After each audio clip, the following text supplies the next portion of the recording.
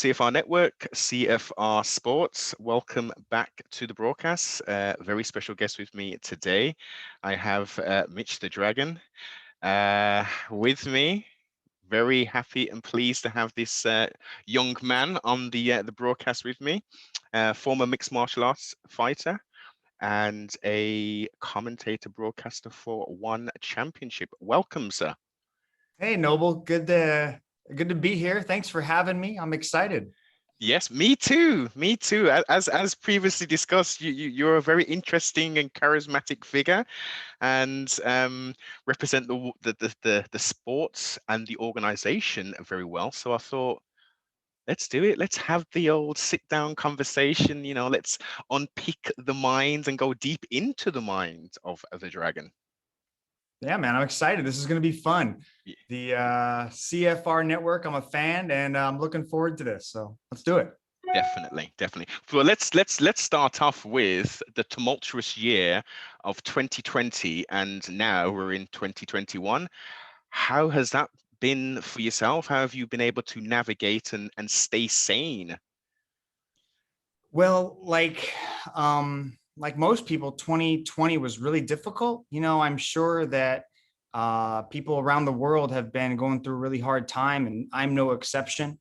I lived in Manila, Philippines for most of 2020, and I had a gym, a coffee shop, basically a full life there with my fiance, Sarsi.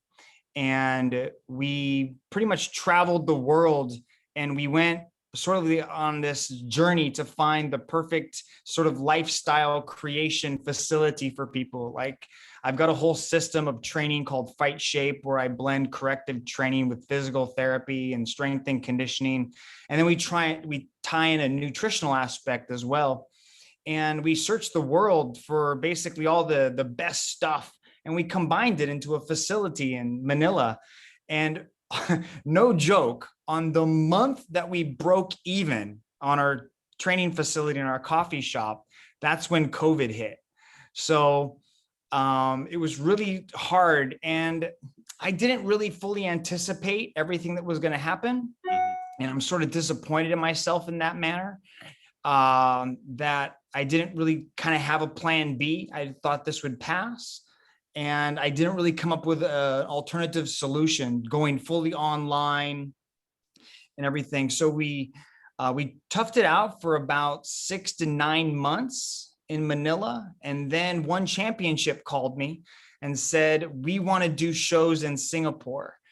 For the current couple of months, we were doing shows remotely, and it just wasn't the same. Me and Michael were separated. He was in Melbourne, I was in Manila, and we were having the shows edited and produced in Singapore, and then they were having them in Bangkok. So it was like this big thing. And so in October, One Championship called me and said they wanted to bring me into Singapore.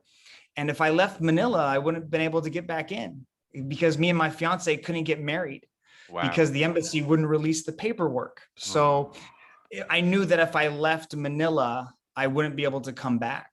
So me and Sarsi decided to close the gym, Fight Shape, and we closed our coffee shop, Butter Coffee.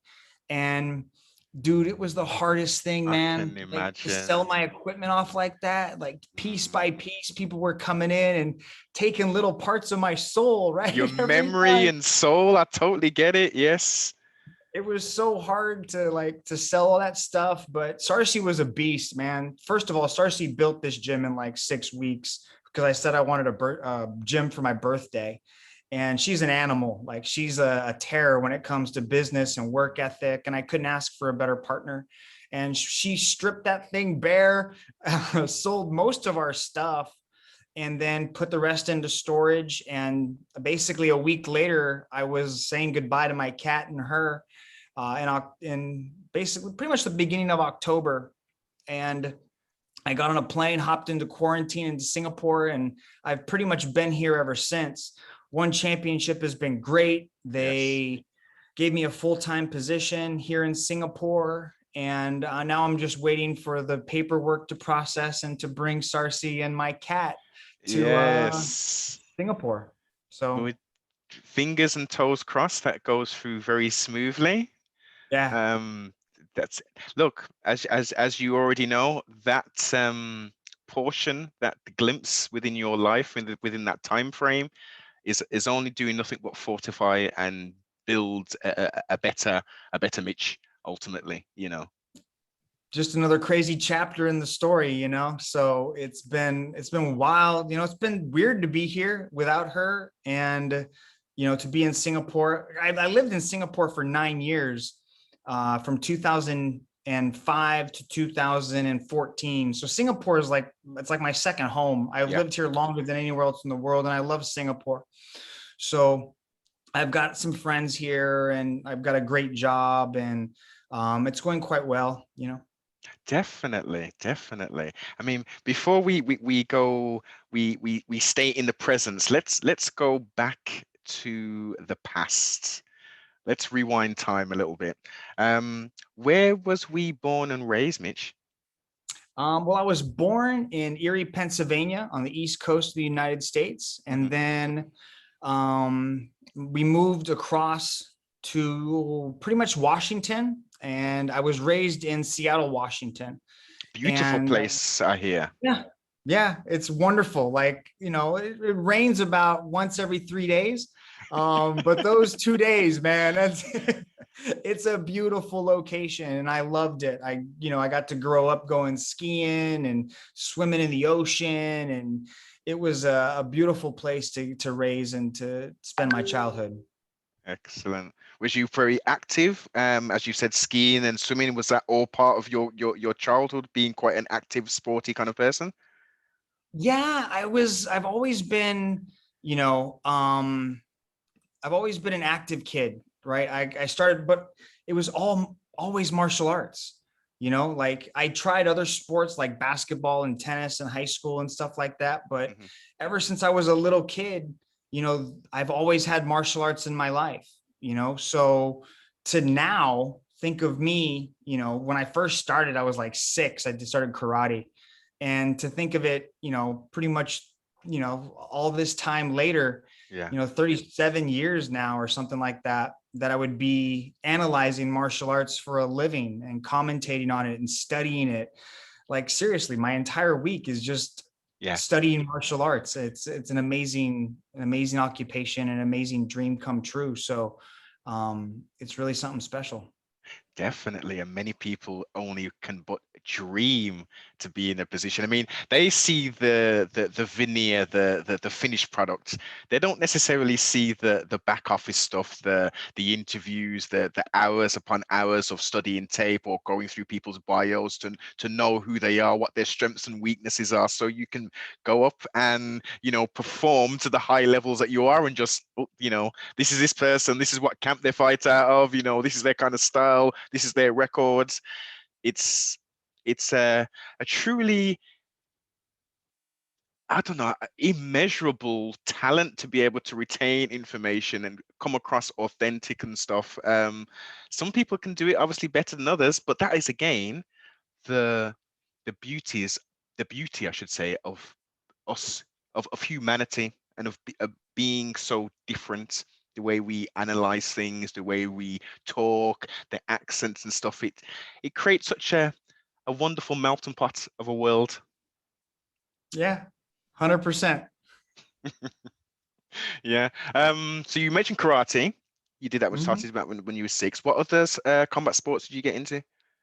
Uh, I mean, for the first, I would say 12 years or so, I studied only the Japanese martial arts. So my mom really wanted to find a way for me to get in touch with my Japanese side. I'm half Japanese, half basically Caucasian. Okay. Um, and my mom raised me, and she, like, when I was first like really young, my dad didn't want me to really have much contact with my Japanese side. I think he thought it would be like people would alienate me Okay. because what he kind of went through with the war and everything. They met in the army when he was stationed over there in Japan, and he wanted me to grow up American. And Okay. so I didn't have a lot of exposure to the Japanese language, the Japanese culture. So when they split, I was thrown into Japanese life. Like my mom would take me to Japanese language school. I went to a Japanese Buddhist church. I used to work in my mom's Japanese restaurant. So I'm very close to the Japanese culture. And I pretty much only studied Japanese martial arts. I went from judo to kendo to karate. Wow. And I studied, I was also looking for like male role models in my life too. And so that was my childhood, and rather than get to go and play basketball or football or something like that, I went to, martial arts classes. Yes. And it was just always something that I did. And when I turned 18, I wanted to go and branch out. So I started studying Kung Fu and kickboxing. And I always loved the stand-up martial arts. Yeah. Like I always preferred the striking. Even in 1993, when I saw the UFC, I was like, man, the karate guy, he's not doing it right. Like that was my thought process. I didn't think, oh, wow, what's this Brazilian jiu-jitsu stuff that's dominating all these strikers? I was like, he's doing it wrong. Yes. So that was my own closed-mindedness that I kind of regret now. But it was, Mitch, as you say, I guess it's closed-mindedness. Some people would say ignorance, which isn't a bad thing. It's just that you just don't know. As you say, at that early stage, when I first watched it in the early 90s and I saw UFC 1, 2, and 3, I had no idea what on earth I was watching. And I knew it was some form of grappling, some sort of submission grappling, but jiu-jitsu, Brazilian jiu-jitsu, I had no clue of this. It was a new words which was added to my vocabulary. So look, hands down, like it was something that everybody, if you wasn't in it, you didn't know about it. Yeah, I agree. So I went right into kickboxing and Muay Thai. I fell in love with Muay Thai from watching Jean-Claude Van Damme. Yes. In the Kickboxer, Bloodsport. I just loved it. So I really wanted to explore like striking and at higher levels. And it really started to develop. And then when I started working in gyms as a personal trainer in Seattle, Washington. And one of my gyms moved me to a place on the east side of Seattle called Kirkland. And Kirkland is a very nice area. It's kind of like Beverly Hills. So you kind of have an idea of that. Yeah. Okay. It's right on the water.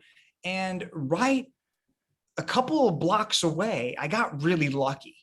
And they were like a lot of the gym people were talking about this MMA school, right? Where they did the UFC fighting stuff. And I was like, okay, do they got kickboxing there? And they were like, nah, they do something called pancration. Whoa. They do some kickboxing and stuff, but it's right up the street. Go take a look. And I was like, okay, I'll go take a look. One day at lunch, I wandered up the street and I walked into AMC Pancration. Wow. AMC is the home of Matt Hume. Mm-hmm. Matt Hume is the head coach of Demetrius Mighty Mouse Johnson. Exactly. Back then, DJ wasn't there. Nope. I walked in and inside the ring, I saw Josh Barnett and Maurice Smith. Wow. And I was in awe. I couldn't believe it. I was like, oh my God, these are the same guys that I just saw fighting on my VHS tape. Yes. And I got hooked. And I saw Maurice Smith throwing these beautiful kicks and combinations. And I jumped right in, then I saw Josh Barnett grabbing him and taking him down. And so I was like, all right, this was like in 2001. And I took my first Brazilian jiu-jitsu class. And it was weird, man. Like it was kind of like judo, right? I knew the throws and stuff like that, but I didn't understand the locks and the guard and the half guard and using your legs to defend you and butterfly hooks, etc. Exactly. Like I didn't even get that far. Like I was just trying to I always tried to understand being on your back, and somehow your back was an advantage if you had your legs in front of the guy. And so it was just the whole new world opened up. And I started studying more of the kickboxing, and then I moved to San Francisco and got involved with Team USA. And then we had fights at like we had fights at Fairtex. We had like these smoker events where we did kickboxing. And then funny story, like I fought on one of the Strike Force cards in kickboxing. It was like my first pro fight. It was like 4,000 people, and I basically just froze and choked because I've never been in a tournament or a fight like that. And then I went to a smoker over in Stockton, California. Okay. And I was like, okay, let's go to the smoker. We've got a fight. I was like, who am I fighting? They're like, don't worry, we'll work it out when we get up there. I was like, cool, let's go. So I jumped in the car with my buddies and we drove up to Stockton, California. And we show up at a Gracie school, and I'm like, I know what Gracie is, but I was fully immersed in Muay Thai, right? But it was a Muay Thai smoker. So we were going to fight, stand up. And I was like, okay, so who's my opponent? They're like, don't worry about it. You'll be the main event. We'll fight. We'll put you at the end. We'll find you an opponent by then. And I was like, okay, cool. This is old school. This is like 2002, right? Yeah. So 2002, 2003. And I was like, okay. So I was waiting around, warming up, waiting for my fight. I was like, all right. They're like, oh, dude, we got you a fight. It's going to be a good one. You're fighting that guy over there.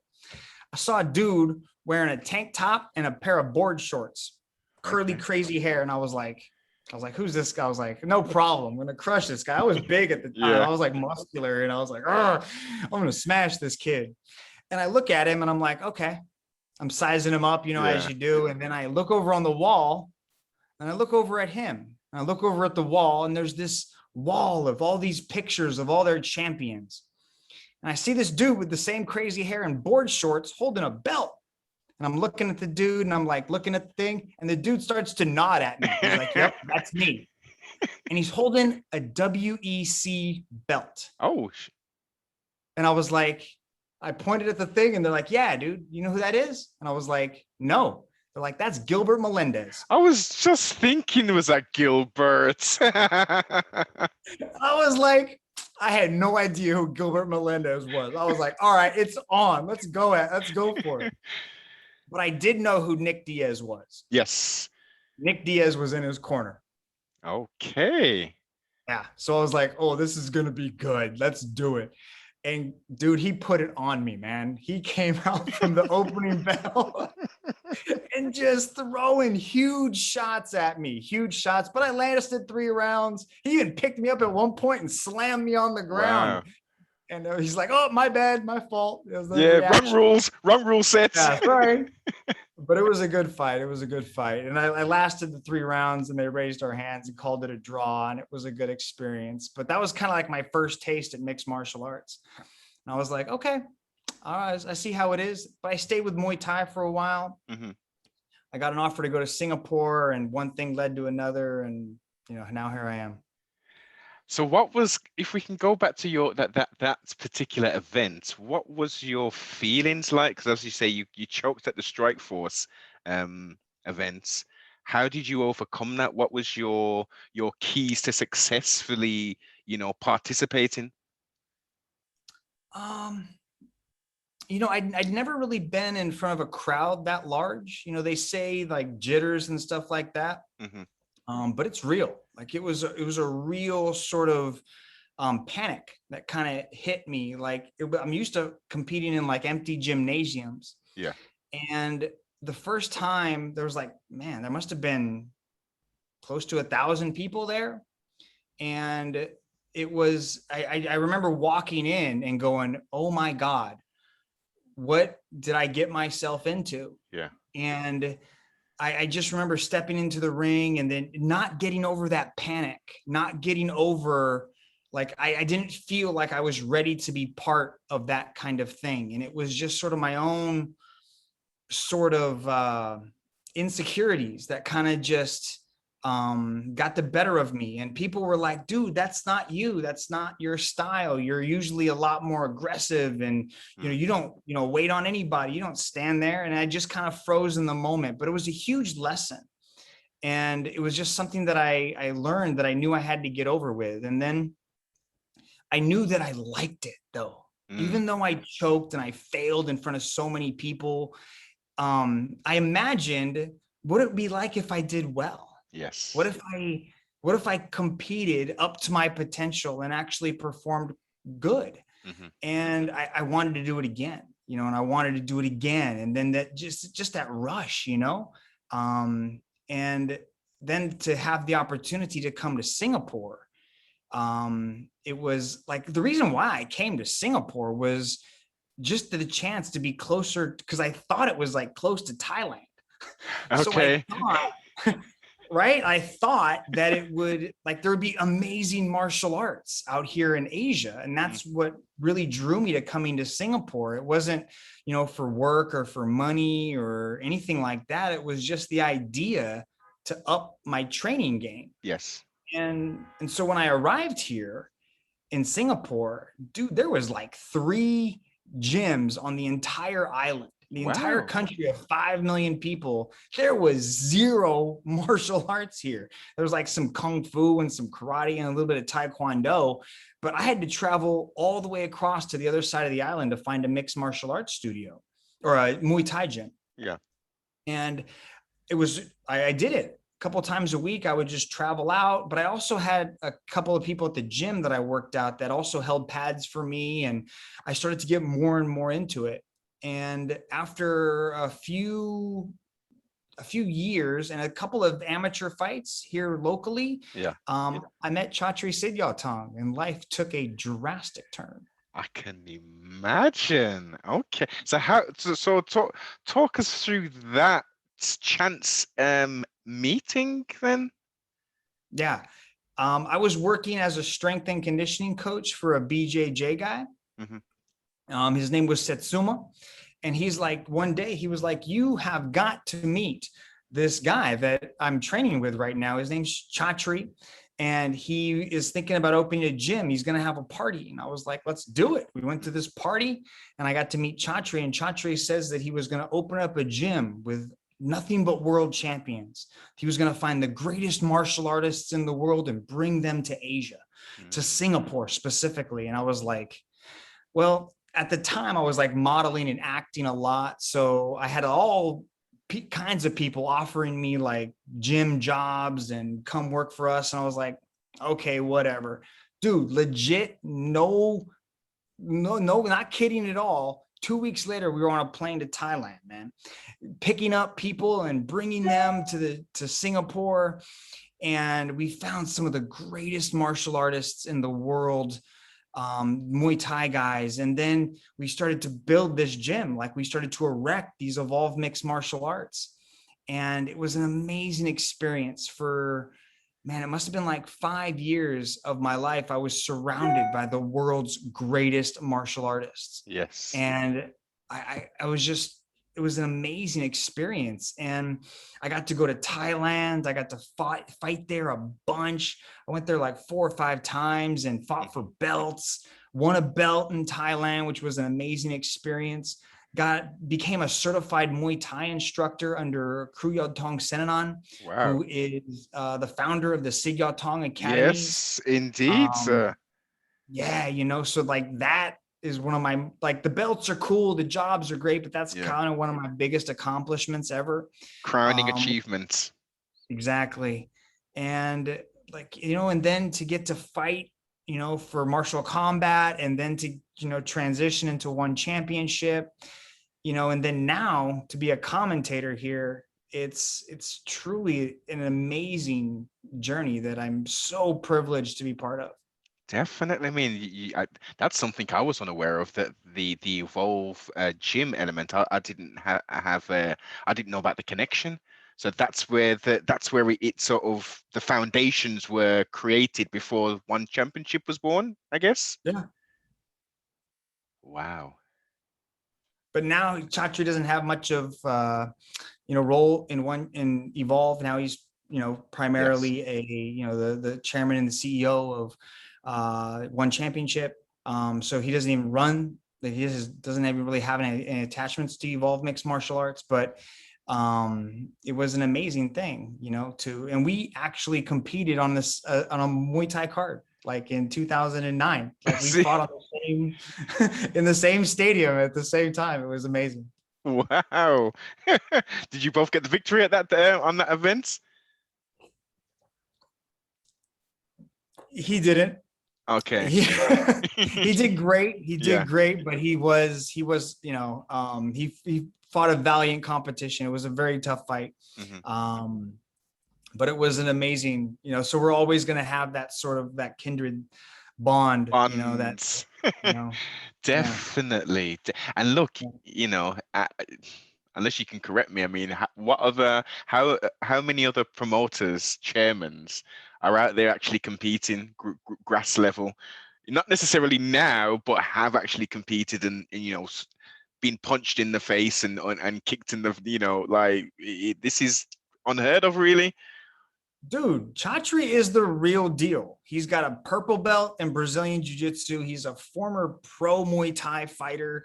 He's got an extensive background. He used to teach Muay Thai classes at Harvard. Like, wow. He is the real deal when it comes to mixed martial arts. So, he has an experience level that nobody can really match. One Championship is a company made for fighters by fighters, for the fans. Like it's a real, the values of martial arts are really embedded deeply into this company.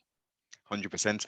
And I think the more and more events that have been done, especially over the last, let's say, 1.5 to 2 years, have just, each event gets better and better and better. And with the more exposure I'm getting, because I've been watching since, I think, when you had the app, the One Championship app. So I used to watch the super app. That's it. I used to consume all of the content just on that app alone, and then you obviously went to YouTube and stuff. So it was a kind of easier kind of transition of sorts. But again, production levels have gone through the roof. The connection now with TNT, and the conversations I would have with for combat sports enthusiasts would be, outside of maybe LFA and UFC, who else are you watching? And they'll be like, I might watch a little bit of Bellator, So what about One Championship? No, I don't watch it. I don't watch that. I'm like, well, why? Like, can you, expound? Please tell me. Oh, well, I don't know of any of the people over there. I'm like, well, look, they've just signed DJ. You've got Eddie over there now. You've got Colby. Like, you've got a lot of recognizable names. Gary Tone, and you've got transferable names that are there now. Why wouldn't you consume the content? So then I've pushed and nagged and said, look, here's the link, and they've watched it, and the feedback is like, I don't know who all the people are, but this is a very good organization. The more and more I can watch it, I can get to remember who the people are, who the stars, who the up and coming people are. It makes the whole experience a lot better. I'm glad. I'm excited to hear that. I hope we reach as many people as possible, because the message is really special. To inspire hopes, dreams, and through the the values of martial arts. It's something that I think the world needs right now, and they need people they can look up to and admire. And some of our athletes, man, like, I'm so blessed to be surrounded by these guys. They're just the sweetest, nicest, just kind-hearted people you could ever meet, and that's the difference, I think, between martial artists and fighters. Yes. I think there's a big difference between the two. And like, especially when you speak to somebody that's been, striking their entire life, they just have this confidence, this aura about them, that's, different from somebody else, or like you talk to a jujitsu guy that's, been, training his entire life for, to strangle you, Yes.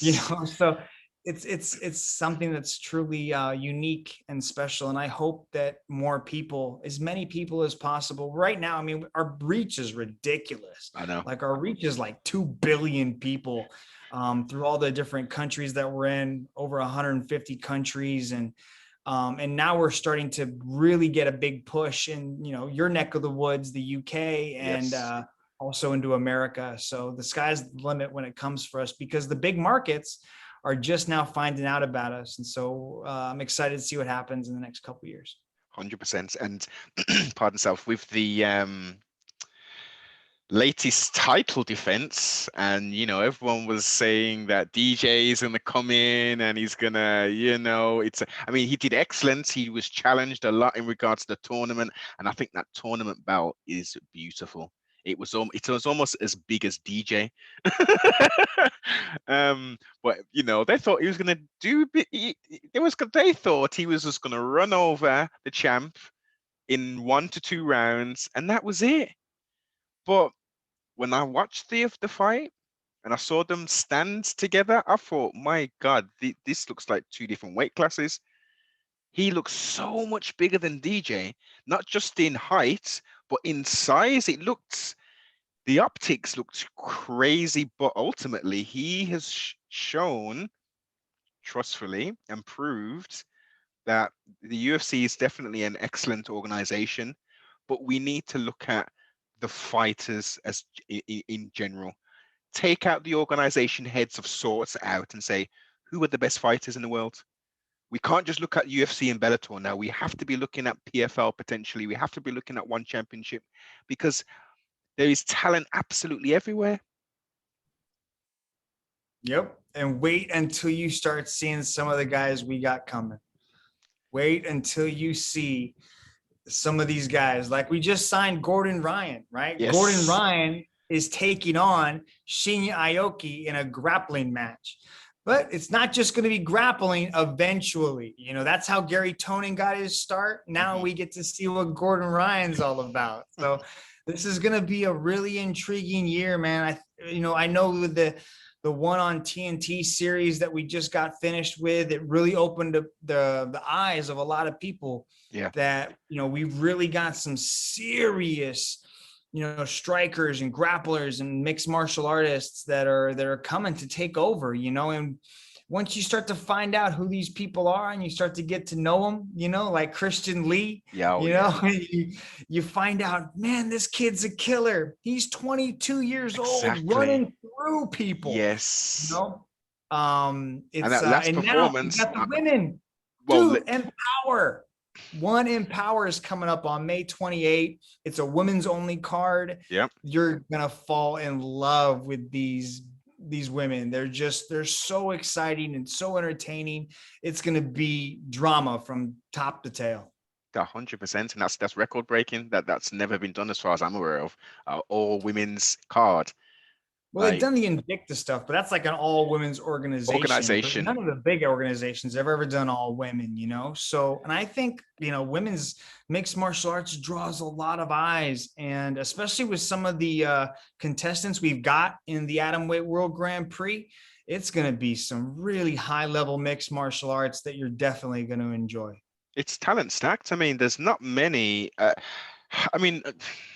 You will get some fights that you think, ooh, that fighter maybe they should have a few more fights first before maybe coming into this organization, just based upon how they do against an opponent. But within combat sport, anything can happen. Sometimes you might freeze, with on the big stage with the big events and the big organization. But generally, the level of talent, and again, I probably only know probably 30% of the fighters, but I recognize them, and I'm thinking like they could go up against any of the top 10, in many organizations and potentially win. So it's very exciting. Okay, Ewan, is it okay? Who fought Eddie Alvarez? Ok Rae Yoon. A great he Ok. Ok. Ok Rae Yoon. Yeah. Dude, he's so good. He is, and he just does not stay down on the ground. I could not believe the performance he put on against Gaffarov. And Yeah. then, like, I was like, okay, I see what he did there. But then to do the same thing to Eddie, Mm-hmm. he's a long, smooth striker with great takedown defense, and he wears you out, defending those takedowns. He's really good, and he jumped into the top 3 now. So Exactly. now it goes Doggy, Yeah. Shinya, and then Oaks. So Oaks right there in the mix. Mm-hmm. And Christian's already beaten 4 out of the top 5. So Oaks like the only guy. But I think Shinya's obviously got his hands full, but I want to see Doggy back. We haven't seen Doggy yet, so Mm-hmm. I'm scared to see what this guy comes back as. He's been out for over a year. I think he's really been working hard. I've been following him on IG, so I think he's really going to make some improvements Mm-hmm. and really showcase a different level than we've seen in the past. So I'm excited to watch Doggy come back into the mix too. So should be good. Definitely. And to jump back onto the women's, you've got Sage's sister, Colby. Colby Northcutt. Yeah, she's good, man. She's Wow. good. You see her last one? You see her last match? Yes, with this slick submission. Like I know her as a striker and stuff, Yeah. but that was really, really slick. She's been training out there at Alpha Male. So they got a good ground game, especially when people try to shoot in like that. So Mm, everybody kind of knew Courtney Martin was going to look to take her down, but with those long limbs yeah. and those ultra fast reflexes that Colby's got, I wasn't surprised. She looked sharp, and even in her debut, she looked very sharp. And with that length she's got, she's going to be a Yeah. problem. I think so. Especially at strawweight, with the Empower card coming up on the 28th, we've got Michelle Nicolini, the 8-time BJJ world champion, taking on the current strawweight champion, Zhang Jingnan. Ooh. And this is going to be an interesting matchup between striker and grappler. So I think the strawweight division's got a lot of room to grow, and I really think that Colby Northcutt, soon, I think with one more fight, might work her way up into the top 5. Yeah. She was supposed to fight Savannah Riem, but Savannah Riem had something went wrong. I think she got injured. I think she dislocated her shoulder or something like that in training. So to see Colby Northcutt versus, I think that might be a matchup that I'd like to see because Savannah Riem is really highly skilled. So I think there's lots of interesting moves to make in the strawweight division. But first, we've got to see what happens in Power with Jingnan and Michelle. Jing is, as they say, quote unquote, savage, man. I saw her compete twice now, and it's been a masterpiece. The counter striking, like everything is like who is this young lady? She's got really good striking, that much we've known, but I've also had the privilege to roll with her, and she's really explosive on the ground, man. Like, she's hard to hold down. She's hard to like overpower. Like, Mhm. she has these explosions in her movement and her energy, and it's very hard to hold on to her. She's got a really tight grip too. So once she grabs a hold of your neck or an arm, she's not letting go. No. So I think it'll be interesting because Michelle Nicolini used to train at Evolve Mixed Martial Arts. So she was like a member of the Evolve fight team for a long time. So the people there really know her well. So it'll be interesting to see what kind of game plan Jingnan comes into this matchup with, because her coaches and her teammates know Michelle Nicolini so well. So it's going to be interesting either way. Definitely. And what was your thoughts on the kickboxing event with the women? Who was it? Janet Todd's training partner. Jackie Buntan. Yeah, that's it. And she fought She's fought Ekaterina Vandrieva. Ekaterina. That's it. See, you can roll them off a lot quicker than I can, Senor. Thank you very much. I thought that fight was a lot closer than how it was scored. And I personally, obviously, from the layman, I'm just sitting on the couch, just watching it. I thought Ekaterina won personally. I really thought she did more than Why? enough. She was pushing the action. I think some of the strikes that she landed were a little bit more damaging.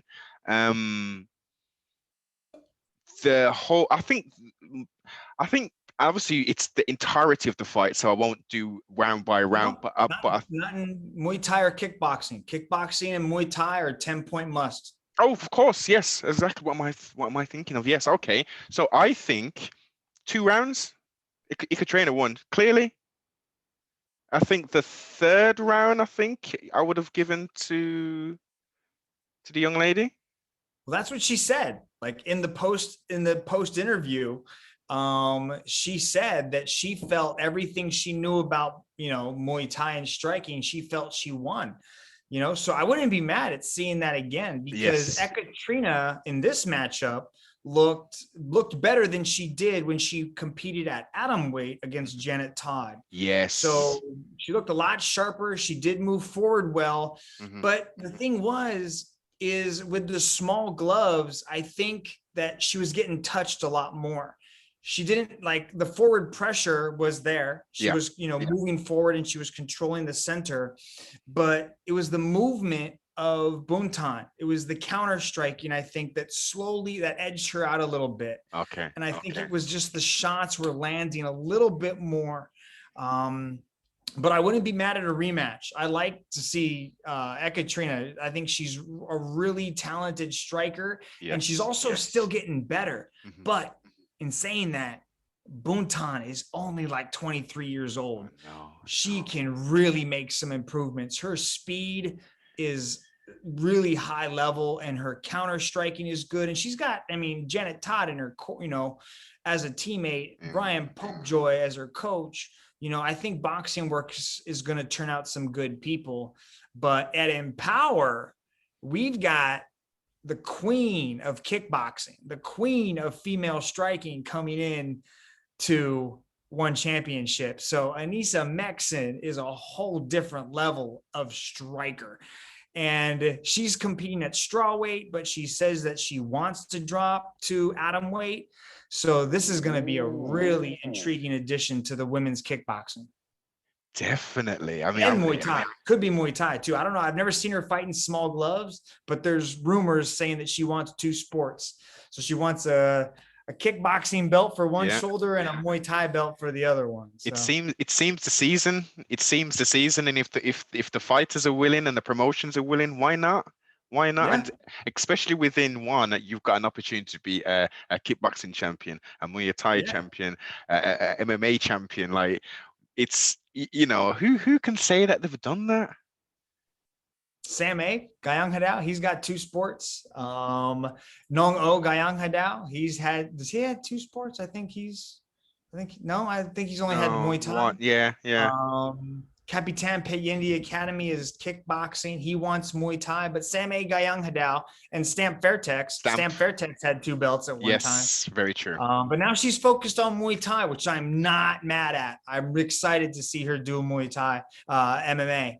So I'm really, because she's going to fight in the tournament too, and she has to run it back with Aliona Rasohina.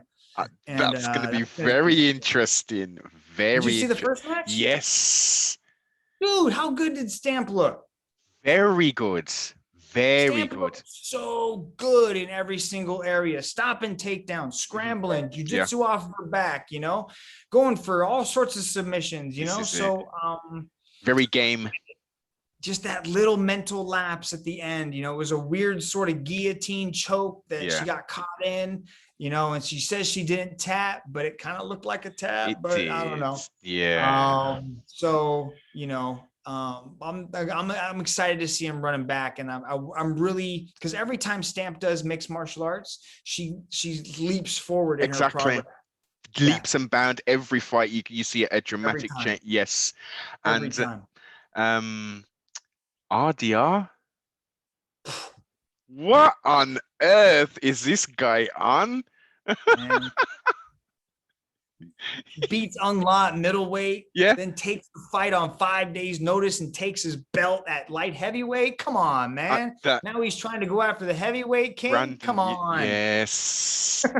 Like you couldn't write the script any better than this. Like, and he was just suffocating, totally suffocating. I didn't expect Domination. Total domination, total shutdown. It's interesting if he can replicate that performance, because Ang Lang and Mr. Vera have got similar kind of styles and obviously that power that they both carry. But if he can replicate that, well, Vera's got his hands full. Vera fights this Saturday, yes, May 15th. Arjong Buller, yes, so he's got his gentleman. hands full right now. So that's going to be a great matchup to begin with. But if Vera does get past Buller, then we've got something interesting to talk about. But at middleweight, Leandro Ataides gave RDR a very tough matchup. Really close, really tight middleweight matchup there. I think that's a middleweight fight that I would want to see rather than see RDR go up to heavyweight, because he was really light at light heavyweight. So I don't know how that light heavyweight thing is gonna, but I wouldn't be mad at Vera coming down again, because I like Vera at light heavyweight.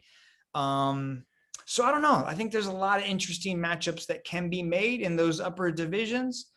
Especially with guys jumping around. And now RDR capturing 2 belts. Bananas. Man.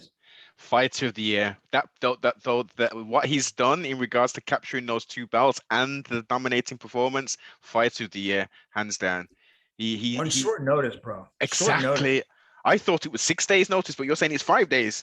Something like he was. Yeah. He told me he was on vacation. He was on vacation with his family at the beach. Gets the call. You guys want to fight next week? Done. Hops on a plane, gets it done, dominating fashion. But I'm also excited to watch the return of Ung-La. I think Ung-La goes back to the drawing board, really starts to work on his takedown defense, and finds a way to come back from this, because, man, there's no bigger hero than Ung-La and Song. And I think that he will find a way to redeem himself and to get back on top. 100%. He's very, very. He's top tier. He's top tier. It'd be interesting. Who do you think would be a good matchup for him for his return? I wouldn't. Because RDR beat Leandro Ataides, so I've been talking about Leandro Ataides against Ung-La for a long time. But also, I still want to see the trilogy match of Big Dash versus Ung-La. So I think that's a necessary matchup that needs to happen too. So if Leandro Ataides gets the shot at the belt, that's cool. I would like to see Ung-La, back at middleweight. Against Ataides, unless Ataides is just swolled up and is just super thick right now and can't make weight. So either way, I'd like to see kind of that group, Leandro against RDR, Ung-La versus Big Dash, and then they meet for the middleweight belt, and then see what happens, how that plays out. But either one of those guys can go up to light heavyweight too. So there's options, lots of possibilities. Definitely. What were your thoughts on Demetrius's comments post fight? And he seemed, he got up very quickly as well. Seemed very compass mentis and stuff, so he didn't seem like he was too damaged. But he threw into the gambit that maybe we should try some kickboxing or some Muay Thai and stuff. Yeah, he said that, and I think he's interested in that, and I think he's got a lot of flyweight kickboxers that would love to welcome him if he decides to try stand up.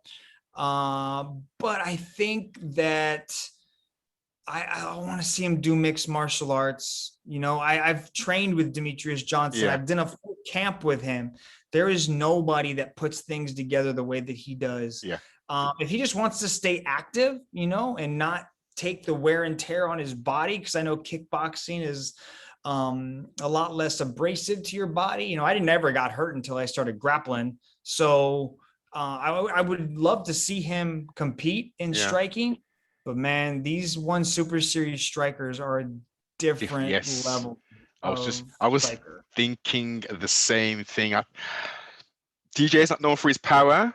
DJ's great. He's super fast. He's super Yes. technical, and I would like to see him try, but man, like these guys have spent a lifetime of crafting the art, of 8 weapons. Yeah. So, but kickboxing, that's a thing you can do, repeatedly. So if he wants to bounce back quick and get in there, no problem with that. And also to test himself, you want to improve as a striker. There's no better way than to eliminate some of the things you do best. And some of the things that he does best is that transition, is to go from striking to wrestling to he does that so well. And if he wants to improve his striking, because it did look like he had a problem with the range of Adriano, like he couldn't quite figure that out, and then in that momentary lapse of trying to figure it out, he got caught with that knee. So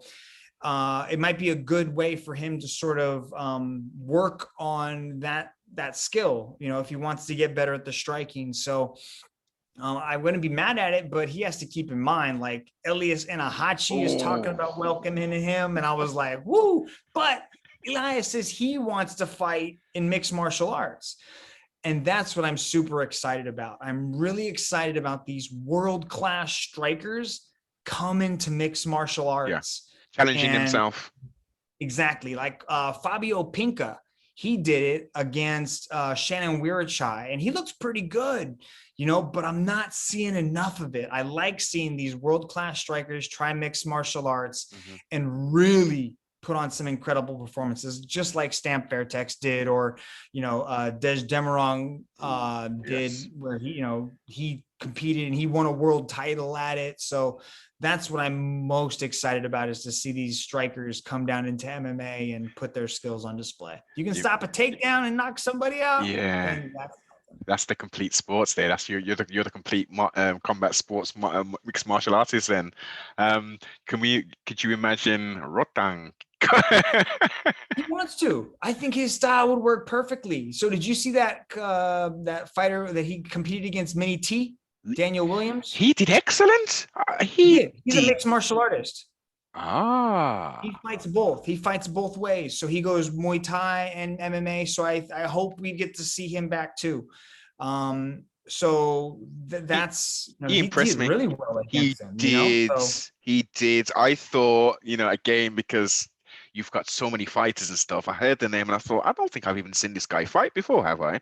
And I just thought he was just a sacrificial lamb, and I thought Rotang was just going to go in there and do his thing, but he hung in there, man. Dude, he ate shots. He moved forward. He was moving well. He has the same game, right? He likes to throw the hands, finish with the low kicks. He's got a similar sort of forward pressure and aggression. And he said he just wanted to make a name for himself, and that he did. Yes. 100%, and he should have grabbed a lot of fans, especially being on TNT as well. He should have grabbed a lot of fans off the back of that. I believe he did. Definitely. Eddie Alvarez, the Underground King. My personal thoughts: he's been quite unlucky, unfortunately, in One Championship. I think they need to run that fight back with Lapicus. I think so too. I think that's a good fight for him. I think Lapicus is ranked number 4. Any fight with Eddie Alvarez is going to be fun. Either way, he is just so entertaining. His warrior spirit is always there. He's just got so much experience in these really high level fights, and he's always entertaining. So, like, I don't know if it's bad luck or if it's just he's facing some real high level fighters. The fight with, Yuri Lapicus, yes, that was bad luck, right? It was just, wrong shot, wrong time, bad situation, got overturned, no contest, not even an issue right now. Now let's pause you right there one moment, Mitch. If the referee would have said, as he should have potentially have done, is, well, wait a minute, I'm going to give you a yellow card. You shouldn't have done that. and I'm going to take the position away from you, and let's restart. Where do you think the fight would have played out? I don't know, man. Eddie looked good. He looked Like very he looked, good. yeah. Like that wasn't of this. Like I don't think that Eddie was the same Eddie we saw against Oak. No. I think that Eddie that fought Yuri was on point. You know, I could just see it in his eyes when I talked to him before the fight.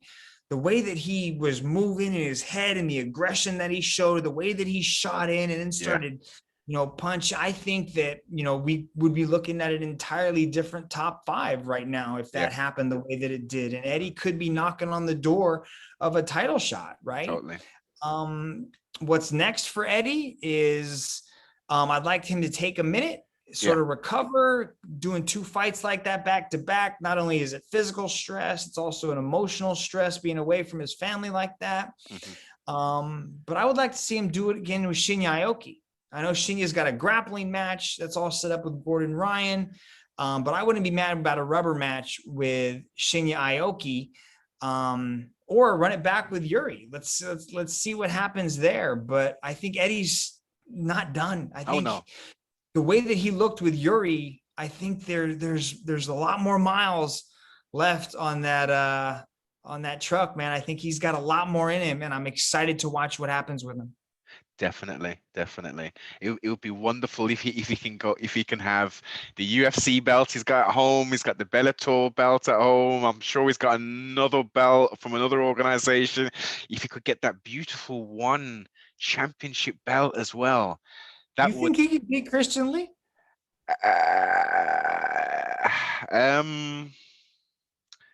Okay, let's do some MMA math here. You saw what Nastyukhin did to Eddie Alvarez, right? Yes, and you see how quickly Lee disposed of that? Oh, sugar.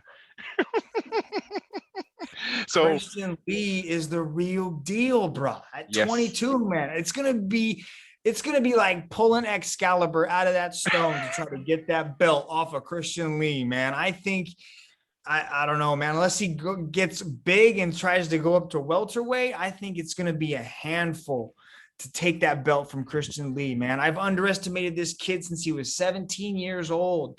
You know, he was born and bred to be a mixed martial artist. He was created in the Lee Laboratory out there in Hawaii to do one thing. This kid doesn't watch TV. He doesn't party.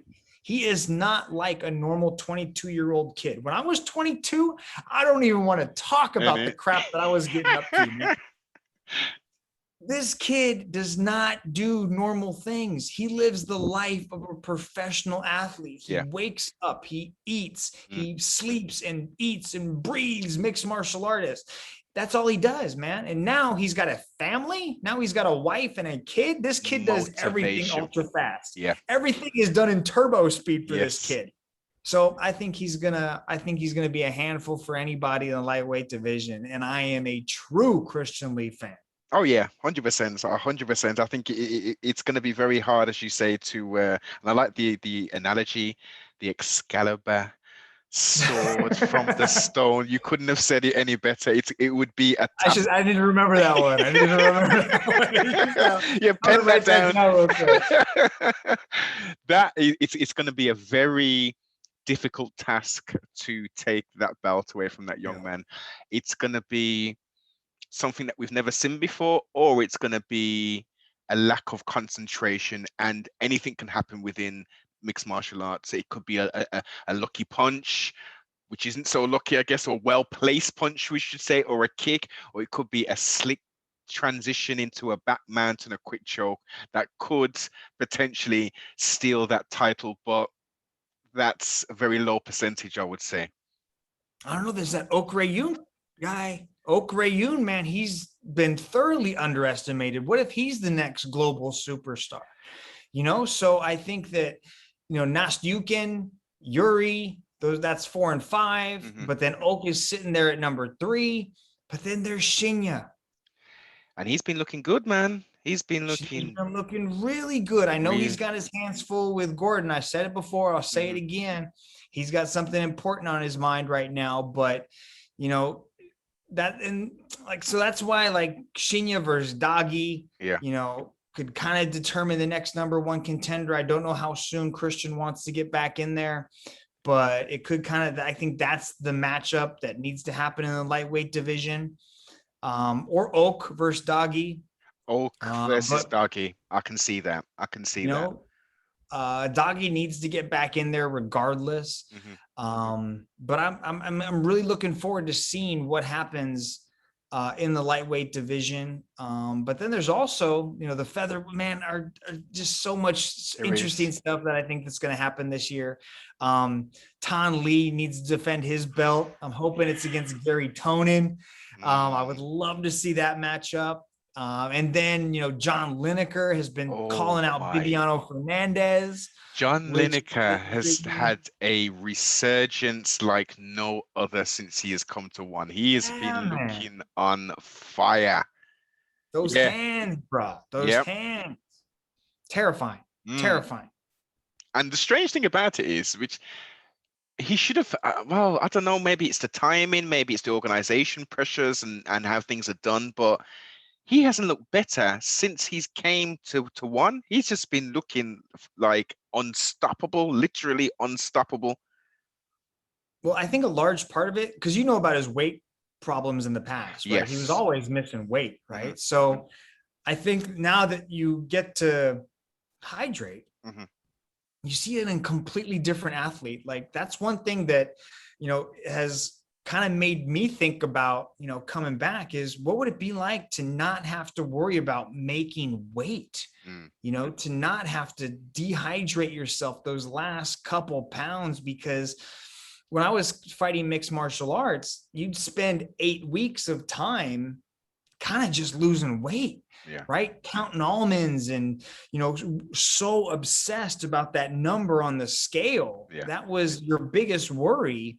And then now everything's different. Now you get to compete at a much more relaxed Mm. weight, and you have to, now your biggest stress is passing a hydration test, right? So, Indeed. I'd love to feel that, Yeah. to what that would feel like to compete and to not have to worry about your weight, to show up to camp Hmm. already there and then just refine your skills for your opponent.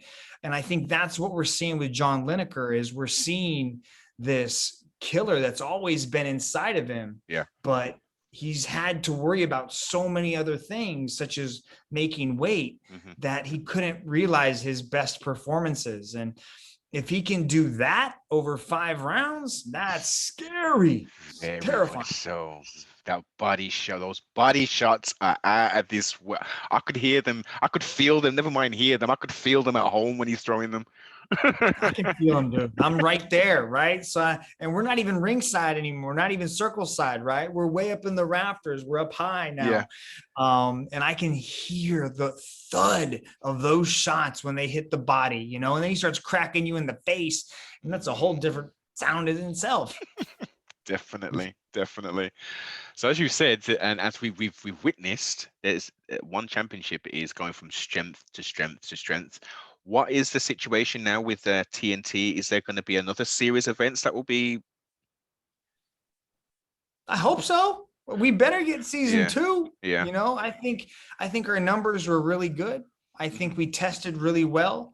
And now hopefully American fans got a little taste of the One Championship flavor and they want some more. And we got One Dongal coming up on May 15th. Then we got, One Empower Yes. following up on May 28th. So, and because we're so easily to view, right? Like we're the easiest organization in the world to watch. We're Yes. everywhere, Hmm. so it's so easy to watch our bouts. And I mean, how often do you get to see, an organization and if they're not live, immediately after the bout, Yeah. their shows are up on YouTube, right? So it's so easy to watch One Championship, and I think we offer a unique, product to the world. And I think it's just that missing piece inside mixed martial arts. And the more people that find out about us, the more hooked they're going to be, Yeah. and the more interested they're going to be in these athletes, because they're so intriguing and they're so much fun, Yeah. to get to know his people.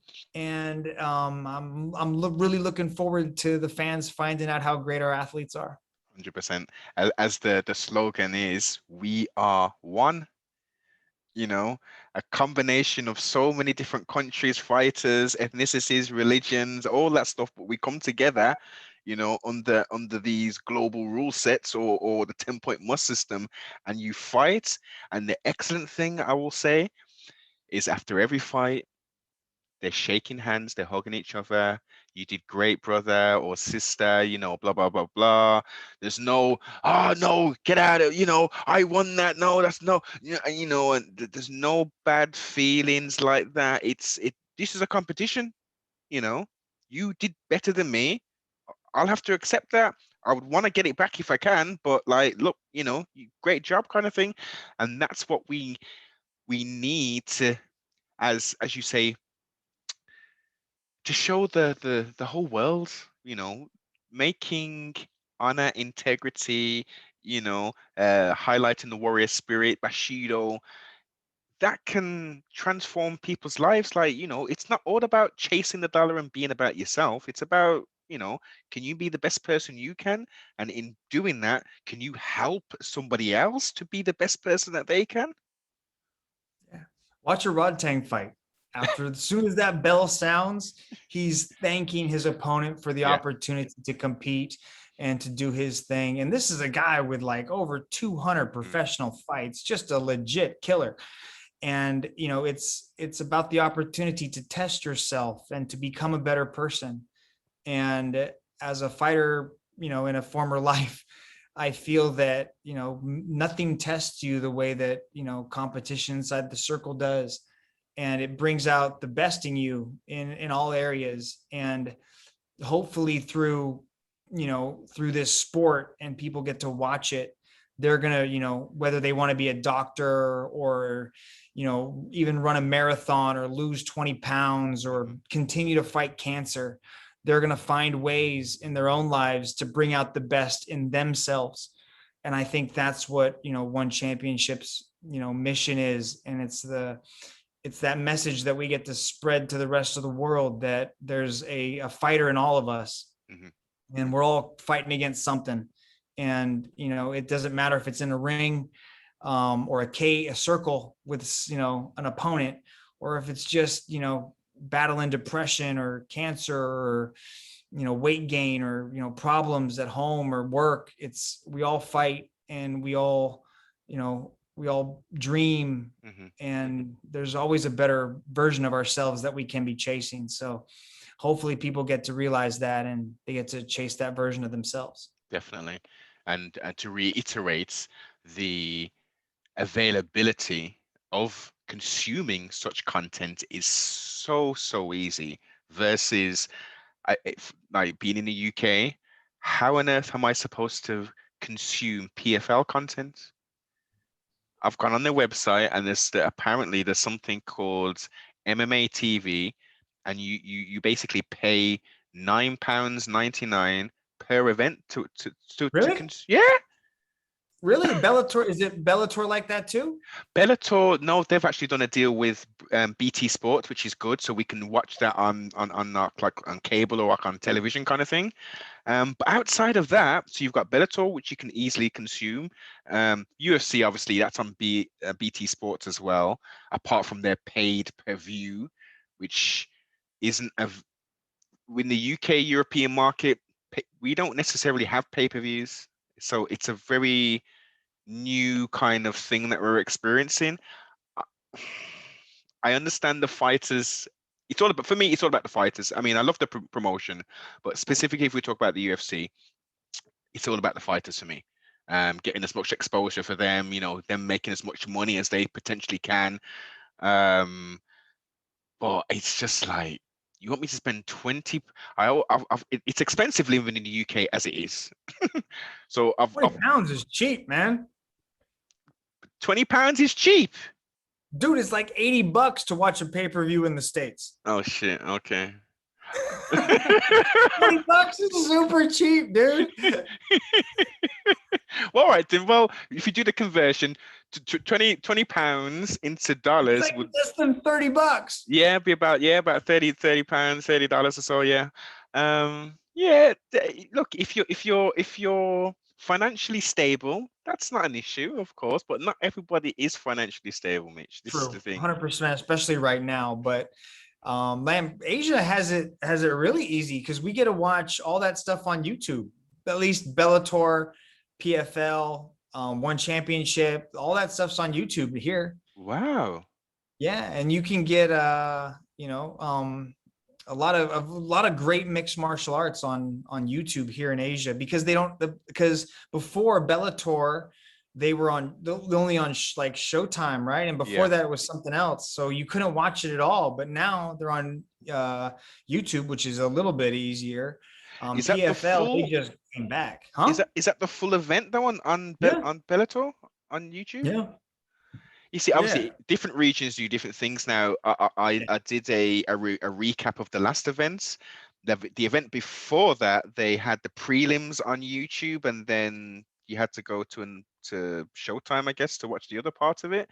So do you have Showtime in the UK? No, we don't. This is the thing. So it's so difficult to consume and to support, not necessarily the quote unquote top tier brands. So if you want to even LFA, PFL, it's so difficult to try and consume the content. Hmm. Yeah, that's been the problem for years. It's so difficult to watch this stuff. And Mm, that's what I've mm. always loved about One Championship. I Yes. mean, granted, I have the best seat in the house. So, but like it's always available. Like we make it so easy to fall in love with our superstars Mm, and watch mm. the fights and to follow them. That it's unique in that sense, 100%, 100%. As we wind the conversation down, Senor, um, last two questions for you. Have you had fun today? Of course. This has been a lot of fun, man. I always enjoy talking, martial arts and getting to know new people. Definitely. Likewise, likewise. My very last question for you, sir. Tell us who you are, but do not tell us your name.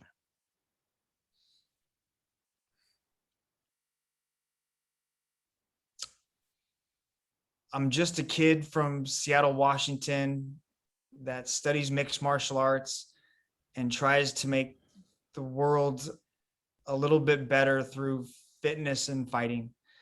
I hope that the information that I have, I'm able to pass on to people and just help people live a little bit better life. And in the process, that helps me live a little bit better and improve myself one day at a time. Excellent, excellent. Where can everybody get hold of you, sir? If you can throw all of your social medias out there, would be excellent. I'm pretty much the same everywhere. It's just at Mitch Chilson, whether that's on Twitter, Instagram, Facebook. My Facebook page I'm pretty active on. Mitch the Dragon Chilson on Facebook. But other than that, reach out, stay in touch. Let me know your name and what you're interested in. And I'd love to get to know you guys.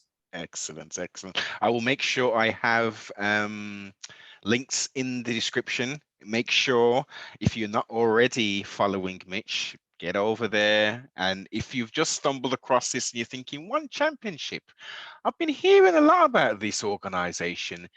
Consume some of the content and see exactly, benchmark it against your some of your favorite fighters and organizations and just see what the difference is. There's all different flavors of chocolate, and food. So, mix it up a little bit. Do enjoy, like, comment, and most definitely share.